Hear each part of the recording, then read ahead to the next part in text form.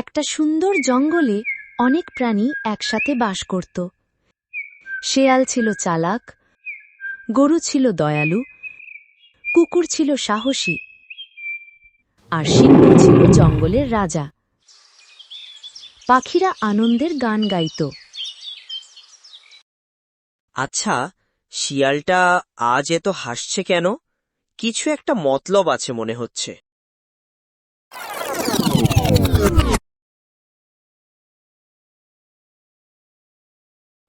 হাহা, মাথা খাটাও, শক্তি দিয়ে কিছু হয় না।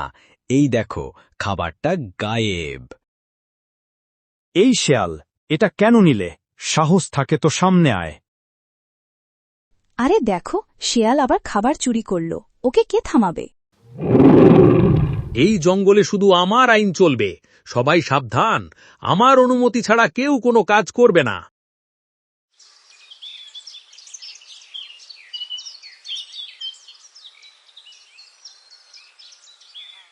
সিংহের রাগে সবাই ভয় পেয়ে গেল। পুরো জঙ্গল জুড়ে একটা চাপা আতঙ্ক ছড়িয়ে পড়ল। শক্তি দিয়ে সব জয় হয় না। যদি আমরা এক হই, তবে সিংহের থেকেও বড় হতে পারি। হ্যাঁ, আমরা একসাথে লড়াই করলে সফল হব। শুধু বুদ্ধি আর শক্তি একসাথে ব্যবহার করতে হবে। তবে কি সত্যি সম্ভব? আমরা সবাই এত আলাদা, কিভাবে এক হব? হ্যাঁ, একতাই শক্তি। চলো চেষ্টা করে দেখি। আমি আমার শিং দিয়ে পথ আটকাব, সিংহ যাতে সহজে এগোতে না পারে। আমি ঘেউ ঘেউ করে সবাইকে সতর্ক করব এবং ওর মনোযোগ অন্যদিকে ঘুরিয়ে দেব। আমি বুদ্ধি দিয়ে ফাঁদ তৈরি করব। ওকে এমন জায়গায় নিয়ে যাব যেখান থেকে বেরোতে পারবে না। আমরা একসাথে উড়ে গিয়ে সিংহকে বিভ্রান্ত করব। ওকে কোনো কিছুতেই স্থির হতে দেব না। সব প্রাণী একসাথে কাজ করল। কুকুরের চিৎকারে সিংহ যখন বিরক্ত, তখন শেয়ালের ফাঁদে পা দিয়ে সে আটকে গেল। সিংহ অবাক হয়ে গেল। আমি এত শক্তিশালী, তবুও তোমরা আমাকে হারালে? এটা কিভাবে সম্ভব?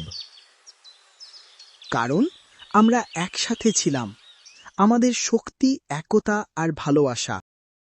বন্ধুত্বই আসল শক্তি। একতাই আমাদেরকে অপ্রতিরোধ্য করে তোলে। আমি বুঝেছি, চালাকি নয়, একতাই বড় শক্তি। আমি ভুল ছিলাম। সেদিন থেকে জঙ্গলে শান্তি নেমে আসে।